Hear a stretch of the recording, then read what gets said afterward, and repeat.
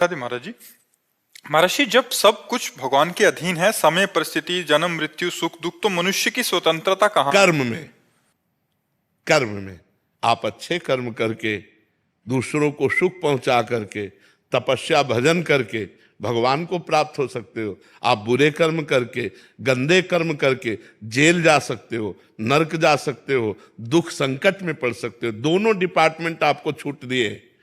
आप पाप कर्म कर लो या पुण्य कर्म कर लो या भजन कर लो, इसके लिए कोई विधान नहीं, इसके लिए आपको छूट है। आप जो चाहो वो कर लो। जैसे पिता ने खेत दे दिया और 10 प्रकार के बीज दे दिए, अब जो चाहो वो।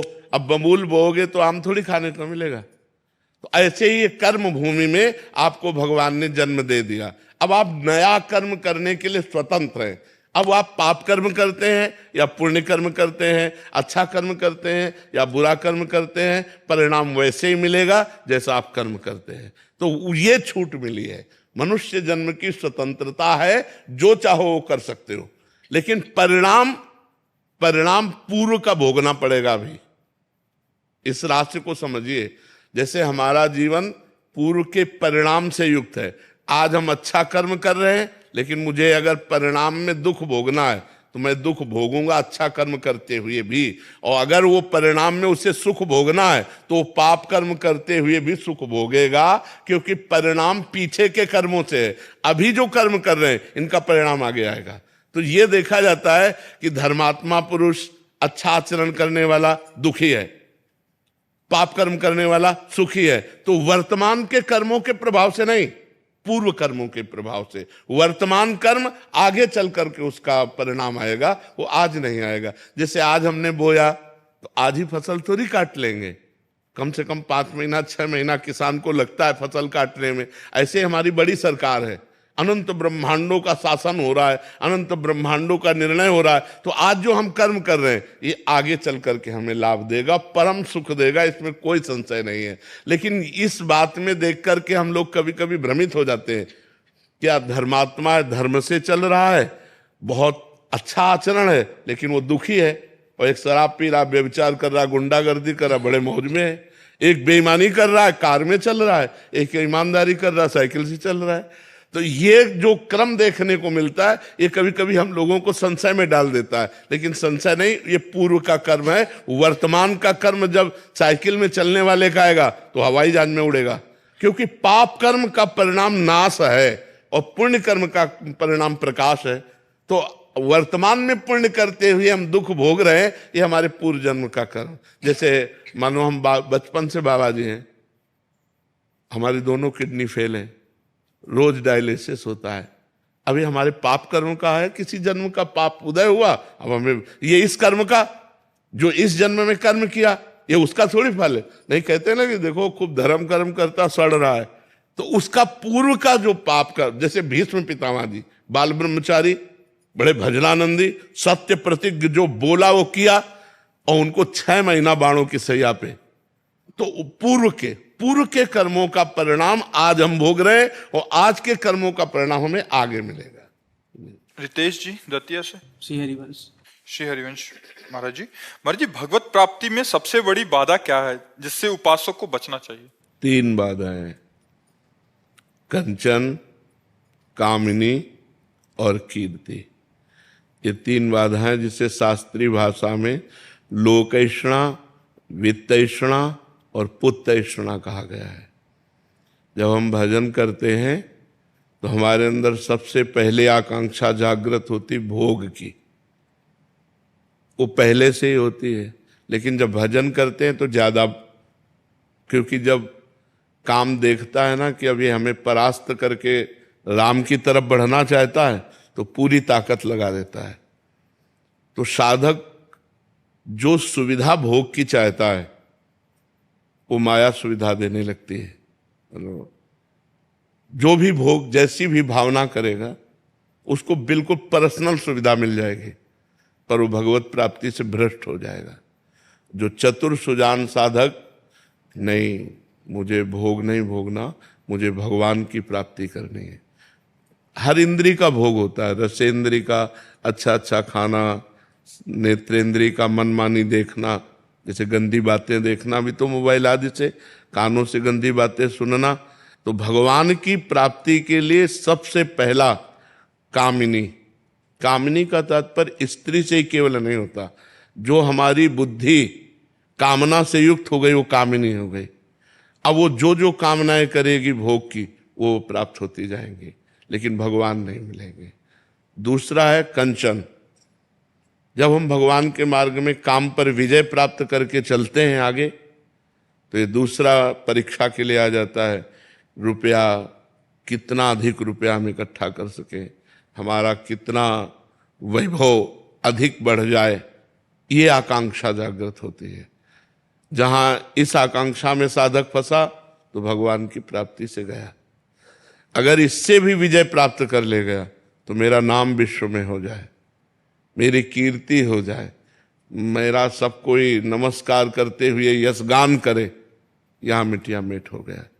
अगर इनको पार कर ले जाए तो फिर सिद्धियां आती हैं, रिद्धियां सिद्धियां। रिद्धि सिद्ध पेरे बहु भाई, बुद्धि लोभ दिखावे आई। होए बुद्धि जो परम सयानी, तिन तन चितई नान हित जानी। जो रिद्धियों सिद्धियों का भी त्याग कर दे वो भगवान को प्राप्त होता है। तो भगवान की प्राप्ति में ये बाधाएं हैं, कंचन, कामिनी, कीर्ति और सिद्धियां। सिद्धियों तक पहुंचना तो बहुत मुश्किल बात होती। पहले देखो इतिहास में आता है कि अमुक ऋषि को भ्रष्ट करने के लिए अमुक अप्सरा आई। अब आप कभी नहीं सुनोगे, नहीं सुनोगे। क्यों? जरूरत है नहीं। 100 रुपया में जब आपका काम हो गया तो 1 करोड़ की चेक देने की जरूरत क्या है? हमारी बात समझ रहे? समझ में आ रही ना बात हमारी? हाँ, जब 100 रुपया में आप फेल हो गए तो 1 करोड़ की चेक भेज लेंगे। जब मृत्यु लोक के भोगों में आप फेल हो गए तो स्वर्ग के भोग देने की जरूरत क्या है? कोई बिरला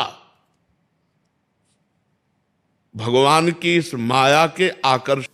तो सब लोग अन्न आदि जो है उसके घर भिजवा देते थे और गाय छोड़ देते थे। वो ग्वाला ही कहा जाता था। सैकड़ों लोगों की गाय चराता था और उसके घर में अन्न आदि जो आवश्यक सामग्री है भिजवा दी जाती थी। ना तो एक अक्षर वो पढ़ा लिखा था और ना कभी उसने भगवान का नाम या कोई चर्चा सुनी थी। उसके कोई परमार्थ से संबंध ही नहीं था। बस गाय चराते थे, जंगल में रहते थे, पत्नी भोजन पहुंचा देती थी और परिवार चलाने के लिए गांव के लोग दे देते थे अन्न, क्योंकि सबकी गाय चराते थे। ना तो उसको किसी धर्म का ज्ञान था, ना किसी साधना का ज्ञान था। एक दिन देखा जंगल से एक मंडली जा रही संतों के, क्षण से बच पाता है, नहीं तो कोई कंचन में फंस गया, कोई कामिनी में फंस गया, कोई कीर्ति में फंस गया, और कोई जो तीनों को पार कर गया वो सिद्धियों में फंस गया। चमत्कार! अगर सिद्धियों को पार कर जाए तो भगवान को प्राप्त कर ले। बड़ा कठिन है भगवान को प्राप्त करना, क्योंकि ये इतनी बड़ी बड़ी आकर्षणकारी माया की जो घाटियां हैं, इन घाटियों को पार करना बड़ा मुश्किल है, बड़ा मुश्किल है। बोले कितने हो गए बैंक में? बोले इतने, अब और इतने हो जाए, अब और इतने हो जाए। अब भजन भगवान मिलने के लिए किया था और वो संकल्प बनने लगा। अब 1000 करोड़ हो तो 2000 करोड़ वाला सामने नजर आ रहा है। बोले यार इसको तो क्रॉस करना ही चाहिए, हमारा नंबर इसके ऊपर होना चाहिए। गया वो भगवान की प्राप्ति के लिए जो मार्ग चयन किया था, तपस्या की थी, भजन किया था, वो इसमें सब चला जाता है। बहुत विचित्र भगवान की माया है। इसीलिए शिव विरंचिका मोहई को है बपुरान, अस जिय जान भजी मायापति भगवान। जो हृदय से भगवान की शरण में होकर भगवान का नाम जप करते हैं तो भगवान उसकी रक्षा कर लेते हैं। करो सदा तिनके रखवारी, जिम बालक राखे महतारी। जैसे माँ अपने बच्चे की रक्षा करती है, ऐसे भगवान अपने भक्त की रक्षा करते हैं। ये सब बाधाएं हटा देते हैं, तभी भगवत प्राप्ति होती है। नहीं तो भगवान को ज्यादा कोई प्यार नहीं करता, माया को ज्यादा प्यार करता है। देखो ना, एक बार लक्ष्मी जी ने भगवान नारायण से कहा कि प्रभु ऐसे सारा जगत तो आपका ही है, लेकिन प्यार हमसे ही ज्यादा करता है। भगवान ने कहा नहीं भाई, ऐसी बात नहीं है, हमारे को ज्यादा प्यार करते। बोले चलो परीक्षा करते हैं। लक्ष्मी जी ने नारायण से कहा आप पहले जाओ इस घर में। तो एक सन्यासी का वेश रख करके भगवान नारायण के नारायण नारायण आओ स्वामी जी। वो बड़ा भगत था, चरणामृत उतारा, आरती की, संत भगवान बैठे। बस इतना कर ही रहा था कि एक फटे पुराने कपड़ों में बुढ़िया के रूप में लक्ष्मी मैया एक झोली लेकर के आई। बेटा हमको भी भूख लगी। बोले वो तो स्वामी जी को पवाने ही जा रहे हैं, आओ माता जी आप भी बैठ जाओ। तो माता जी को नीचे बैठाला और स्वामी जी तखत पे बैठे। अब भोजन परसता तो स्वामी जी को नारियल के पात्र में या मिट्टी के पात्र में ही पाना होता है। तो अपने पात्र, सन्यासी का उसी में पाना होता है, जैसे अपने लोग हैं मिट्टी के पात्र में पाते हैं, रज के पात्र में। लक्ष्मी जी ने अपनी झोली से निकाला सोने की थाली और सोने का कटोरा और सोने की। भगत ने देखा कि यार देखने को तो बढ़िया है लेकिन कमाल है। लक्ष्मी जी ने कहा हम बेटा किसी दूसरे के पात्रों में नहीं पाते, हम तो अपने पात्रों में पाते। चमकते हुए सब स्वर्ण और चांदी के पात्र सब में परोसा पाया और बोले बेटा ये पात्र ले जाओ, हम एक बार एक पात्र में पाते हैं, दोबारा ले। बोले मैया धो के ले, हमारे धो के जरूरत नहीं है ले। अच्छा बेटा चले। बोले नहीं मैया रुक जाओ।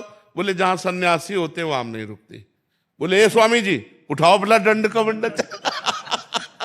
माता जी रुकेगी। स्वामी जी ने कहा ले बेटा आज रात रुक ले। तो बोले नहीं माता जी ले जाएगी, आप निकलो क्योंकि। हाँ लक्ष्मी जी ने मुस्कुराया, नारायण की तरफ भी देखा, धक्के लगवा दिया। तो संसार नारायण और अगर लक्ष्मी जी की बात रखी जाए तो ज्यादा लक्ष्मी जी को प्यार करेगा, नहीं प्यार करेगा।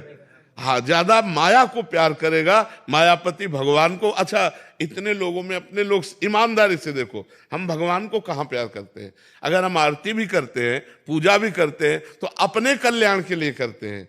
हमारा काम बन जाए, हमारी कामनाओं की पूर्ति हो जाए, हमारा मुकदमा जीत जाए, हमारा रोग ठीक हो जाए, हमारी अमुक समझ, हे भगवान ऐसा। तो हम भगवान को प्यार नहीं करते, हम भगवान को इसलिए पूजते हैं कि हमारी कामनाओं की पूर्ति हो जाए। कोई विरला भगवान को प्यार करता होगा, नहीं भगवान से भी हम लक्ष्मी जी मांगते हैं, नहीं मांगते भगवान हमको ऐसा। तो ये बहुत कठिन बात है कि हम भगवत प्राप्ति करना चाहें। तो कंचन, कामिनी, कीर्ति और सिद्धियां ये भगवत प्राप्ति में बाधक हैं। इन पर जो विजय प्राप्त कर ले वो भगवान को प्राप्त कर ले। मोहित जी डबरा से।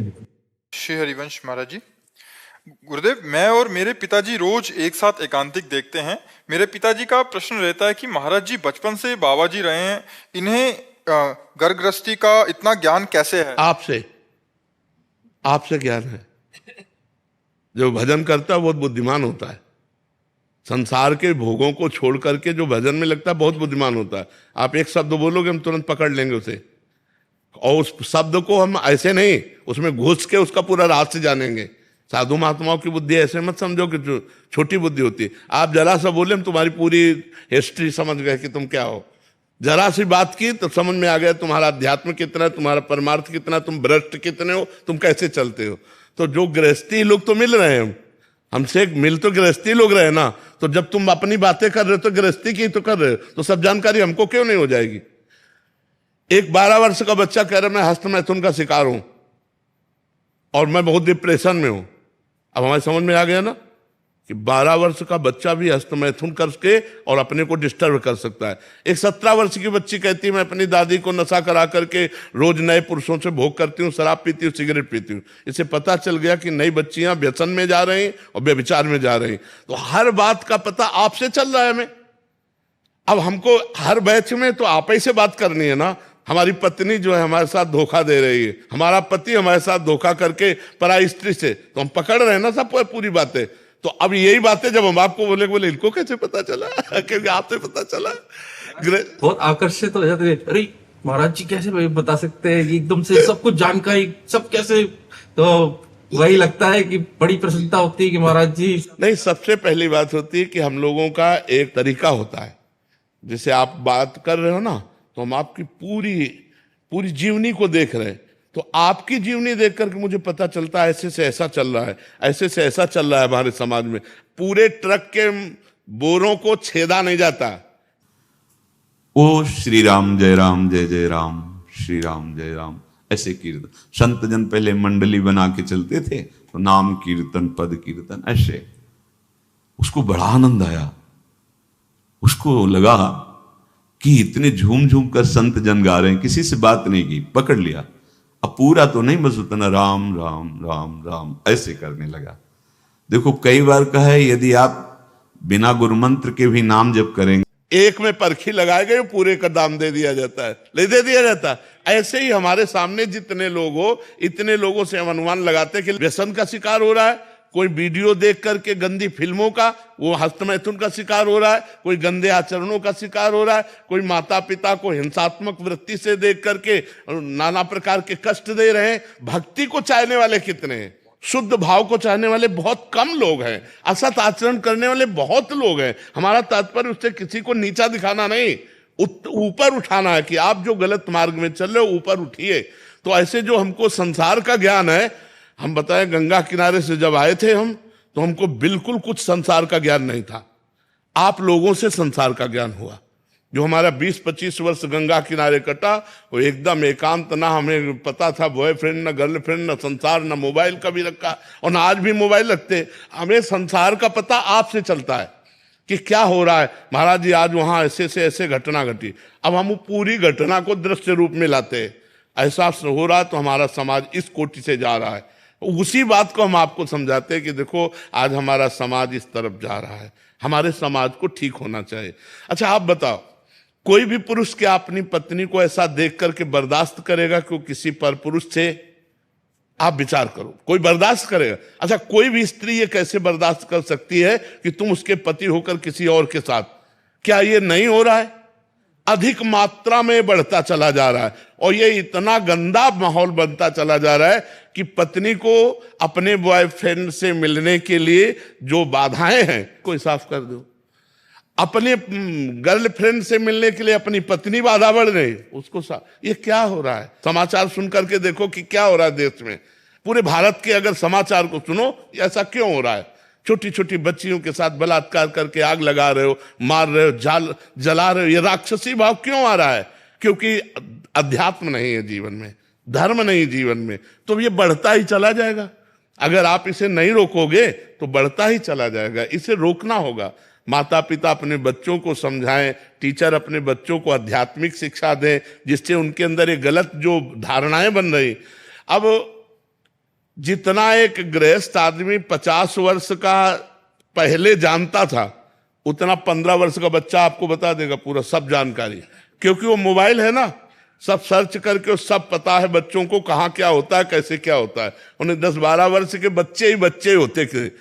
जब वो 12 वर्ष का बच्चा बोला ना मेरे गर्लफ्रेंड है, तो हम कहा कै साल के हो? बोले 12 के। तो हम कहा गजब हो गया, 12 साल का बच्चा और गर्लफ्रेंड। मतलब आश्चर्य की बात है कि नहीं, ये कलयुग का तमाशा है कि नहीं? अरे 12 साल के बच्चे को तो दुनिया से मतलब नहीं होता, खाया पिया खेला कूदा पढ़ा लिखा। तो आज का जो हमारा समाज है वो बुद्धिमान तो बहुत हो रहा है, लेकिन विवेकवान नहीं हो रहा। बुद्धि तो बहुत बड़ी है, लेकिन विवेक का प्रयोग करके हम अधर्म से बचे, ये बहुत कठिन है। तो हमको जो कुछ समाज का ज्ञान हुआ वो आप लोगों से ही ज्ञान हुआ है। पुनीत जी। राधा वल्लभ श्री हरिवंश। श्री हरिवंश महाराज जी, गुरुदेव भगवान आप कहते हैं कि हर श्वास में नाम जप करो, नाम चल रहा है तो मृत्यु हो जाए तो निश्चित भगवत प्राप्ति होगी, लेकिन गुरुदेव भगवान जीते जी भगवत प्राप्ति का अनुभव हो, इसके लिए क्या करना होगा? प्रेम। किसका प्रश्न है? प्रेम। जब तक प्रेम प्रकट नहीं होगा तब तक भगवत साक्षात्कार नहीं होगा। हरि व्यापक सर्वत्र समाना, और प्रेम ते प्रगट होए मैं जाना। मिले ही न रघुपति बिनु अनुरागा, अनुरागा माने प्रेम, किए कोटि जप जोग विरागा। राम ही केवल प्रेम प्यारा, जान लेव सो जानन हारा। ए जानने वाले ये बात जान लो कि भगवान को केवल प्रेम से पाया जा सकता है। कण कण में भगवान व्याप्त है, लेकिन वो प्रेम से ही प्रकट होते हैं। हरि व्यापक सर्वत्र समाना, प्रेम ते प्रकट होय मैं जाना। बहिरंतश्च भूतानामचरम चरमेव च दूरस्थम चांतिके चतत। वो दूर भी है, वो नजदीक भी है, वो भीतर भी है, वो बाहर भी है, वो सूक्ष्म भी है, वो महान भी है, अणु अणियान महतो महियान, पर प्रेम से उनको पाया जा सकता है। जीते जी भगवत दर्शन प्रेम से, जब उनके बिना जिया ना जाए। रुदु सुश्रम राजन कृष्ण दर्शन लालसा, भगवान के लिए हर समय रोना आ रहा है, हे नाथ अब आपके बिना जिया न, ये अंदर की व्याकुलता, तब वो प्रकट हो। भय प्रकट कृपाला, भगवान कृपा करके प्रकाशित हो जाते हैं। हमारे आपके हृदय में है, हमारे आपके पास है। कोई कण कोई क्षण ऐसा नहीं जहां भगवान न हो। इसलिए प्रेम, और प्रेम सबसे दुर्लभ वस्तु है। जब हमारा निष्काम भजन होता है, और ऐसा भजन होता है, निष्पाप भजन होता है, कोई पाप आचरण नहीं होते, कामना नहीं रहती, तब वो कामना रहित भजन प्रेम प्रकाशित कर देता है। अभी तो विविध प्रकार की कामनाएं हैं, तो भजन कामनाओं की पूर्ति में लग जाता है। और अगर हम कामना ना करें तो वही भजन विरह बन जाए, भगवान के बिना जिया ना जाए। जब से तुम बिछुरे पिए प्यारे, कबहु न पायो चैन, दरस बिन दुख न लागे नैन। कबीरा हंसना छोड़ दे, रोने से कर प्रीति, बिन रोए किन पाइया, प्रेम प्यारा मीत। प्रेम प्यारा मीत, जब रो रो कर भगवान को आंसुओं से पुकारा जाता है, तब तो भगवान। पर वो स्थिति होनी चाहिए, नाटक थोड़ी चलेगा। वो स्थिति होनी चाहिए कि भगवान के बिन जिया नहीं जा रहा, तब वो व्याकुलता पैदा होती। उसी व्याकुलता में भगवत साक्षात्कार। खूब नाम जप करो, इसी से आ जाएगी। अभी हमने बताया नहीं, नाम जप अभी हमारा खर्चा हो रहा कामनाओं में, और जिस दिन निष्काम नाम जप होने लगेगा, निष्काम कोई कामना नहीं, वही प्रीति बन जाता है। वही नाम, प्रेम मूल यह नाम है। प्रेमी रसिक जपत यह नाम, प्रेम मगन निज बन विश्राम, श्री हरिवंश जहां रहा है। प्रेम प्रवाह परे जन सोई, तब क्यों लोक वेद सुधि होई, जब हरिवंश कृपा करी। प्रेम मूल, मूल माने जड़, प्रेम की जड़ क्या है? नाम। प्रेम मूल यह नाम है। और जब प्रेमी रसिक, प्रेमी रसिक का तात्पर्य होता है निष्काम, जिसके अंदर कोई तत्सुख भावना होती है, उसे रसिक कहते हैं। स्वसुख भावना का त्याग हो गया तो कामनाओं का त्याग हो गया, क्योंकि कामनाएं स्वसुख भावना में होती है, तत्सुख भावना में नहीं। आपको सुख मिले, ये कामना बंधनकारी नहीं है, ये भगवत स्वरूप है। जैसे संतों के अंदर एक कामना रहती है, सर्वे भवन्तु सुखिनः, सर्वे सन्तु निरामयाः, सर्वे भद्राणि पश्यन्तु मां कश्चित् दुःख भाग भवेत्। सब सुखी रहे, सब स्वस्थ रहे, सब विकार रहित रहे। ये कामना कोई कामना थोड़ी है, ये तत्सुख भावना है। इससे भगवान प्रसन्न होते हैं। तो जब निष्काम भजन होता है, तब वही प्रेम प्रकाशित कर देता है। तो जब तक हमारे अंदर आचरण पवित्र नहीं होंगे, भोजन पवित्र नहीं होगा, विचार पवित्र नहीं होंगे, तब तक हम शांति से नहीं रह पाएंगे, हम चैन से जी नहीं सकते। देखो ना, नहीं, डिप्रेशन का कारण क्या है? व्यर्थ चिंतन, निगेटिव चिंतन। ये क्यों आ रहा है?